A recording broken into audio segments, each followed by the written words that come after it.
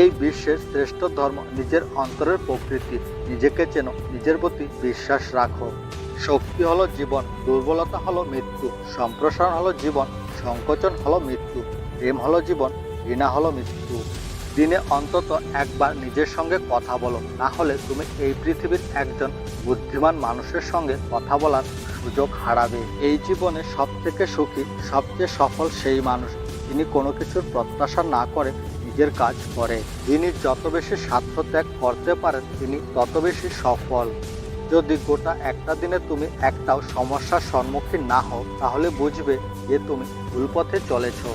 মন ও মস্তিষ্কের মধ্যে ঝামেলা হলে সবসময় নিজের মনকে অনুসরণ করো। একটা ধারণা গ্রহণ করো, স্থির করে নাও যে এই ধারণাই তোমার জীবন। এবার একেই স্বপ্ন দেখো, একেই চিন্তা করো এবং এই ধারণা নিয়েই বাঁচো। তোমার মস্তিষ্ক, তোমার শরীর, তোমার নার্ভ, তোমার শরীরের সমস্ত অঙ্গ যেন এই ধারণায় পূর্ণ থাকে। আর সব চিন্তা ভাবনাকে দূরে সরিয়ে দাও। এটাই হলো সাফল্যের পথ। এভাবেই শ্রেষ্ঠ ধর্মীয় চেতনা জাগ্রত হয়।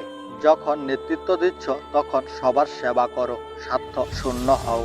নিজের মনে অসীম ধৈর্য রাখো, তাহলে সাফল্য তোমার কাছে ধরা দেবে। নিজের ভেতর থেকে জাগ্রত হও। অন্য কেউ তোমাকে শিক্ষা দিতে পারবে না, অন্য কেউ তোমাকে ধর্মের পথে চালাতে পারবে না। অন্য কেউ নয়, তোমার আত্মাই তোমার শিক্ষক।